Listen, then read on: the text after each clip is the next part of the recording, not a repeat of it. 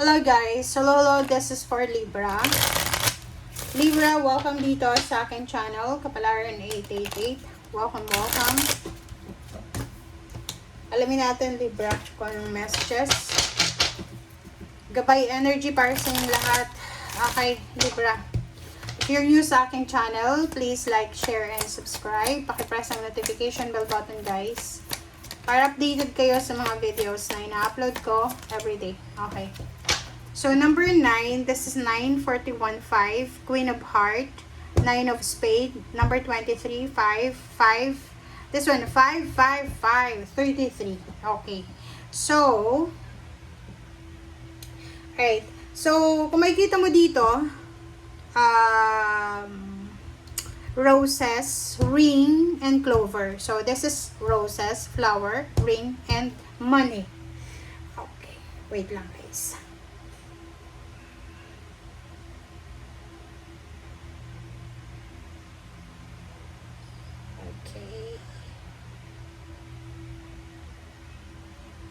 Okay.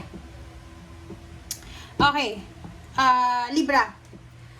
Yung message mo dito sa 555 kasi out of 5 to, 4 plus 1, 2 plus 3, 5, 5, and then 33. So, sinasabi ng bara sa'yo dito na this is a powerful number, powerful message, na you need to trust the process. Kung ano man ang magbabago sa buhay mo. And embrace the upcoming transformation sa buhay mo. Okay? So, trust the process daw.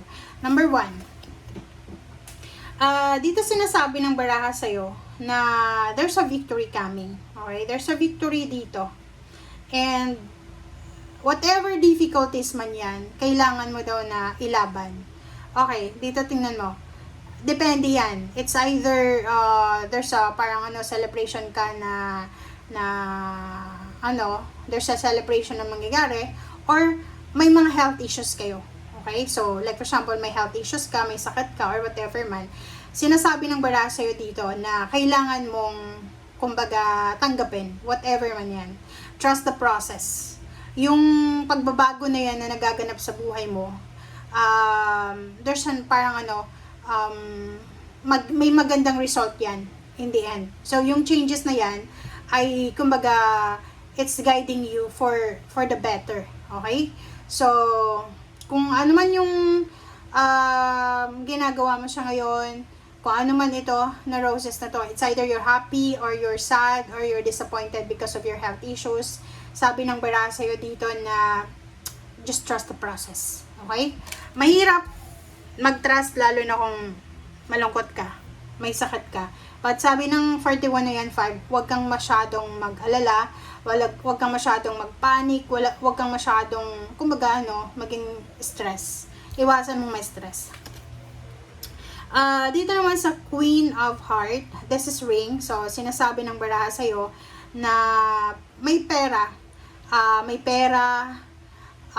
masayang pamilya, may darating na pera, parang ganon. Yung iba din sa inyo, kung single ka, huwag kang masyadong magpapanik about sa relationship mo in the future. Like, yung iba sa inyo dyan, single, babae or lalaki, na natatakot ka, baka hindi ka na makapag-asawa, baka hindi ka na may kasal, baka tatanda kang dalaga. No, kasi dito sa barahang to, sinasabi na you will be rich or you will be happily married. Okay? So, yun. Huwag kang masyadong, kumbaga, may stress sa future kasi yun na nga, wala tayong control doon. Kung anong proseso, just go with the flow. Trust the process. Okay, number 5 again, number 33. So, ibig sabihin, pag nasa 33 tayo, nasa tamang direction tayo. So, kung ano man ang nangyayari sa atin sa ngayon, ibig sabihin, may guidance yon from God and the universe. Okay, the clover leaf. So, dito sinasabi na yun, may mga issues ka, negative, pero there's a positive din. So, dito may good news ka. There's a good news about money. Okay? So, huwag kang masyadong mag-alala. Yun na nga, habang may buhay, may pag-asa. Yun yung ilagay mo sa isip mo. Okay?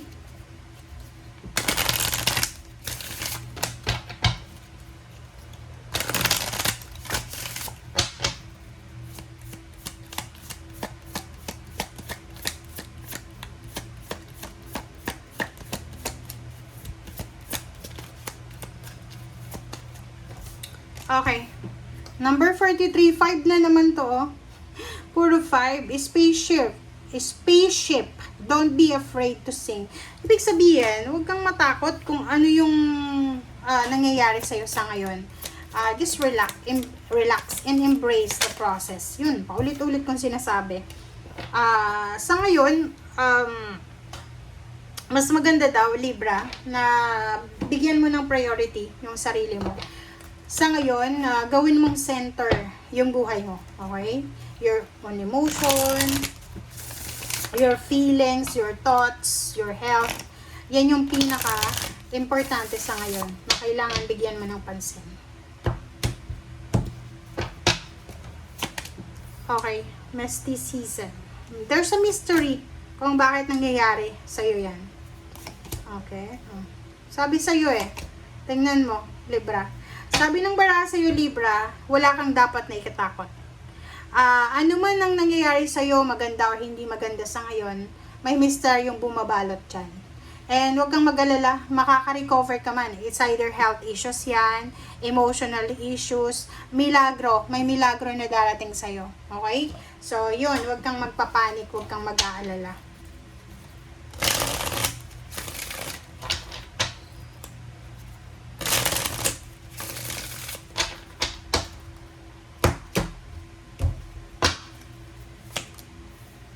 Okay, 3 of Wands, 8 of Cups, Lovers, and 7 of Cups.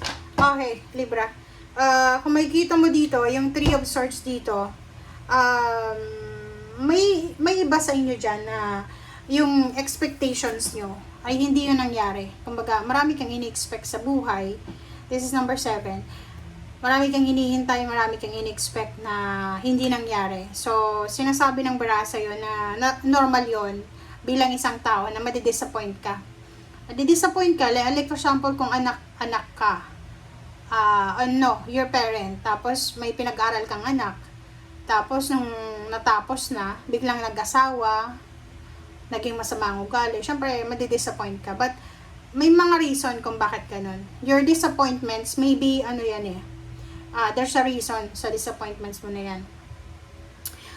Sinasabi ng bara sa'yo dito na May, June, July, August. So, kailangan maghintay 3 months from now.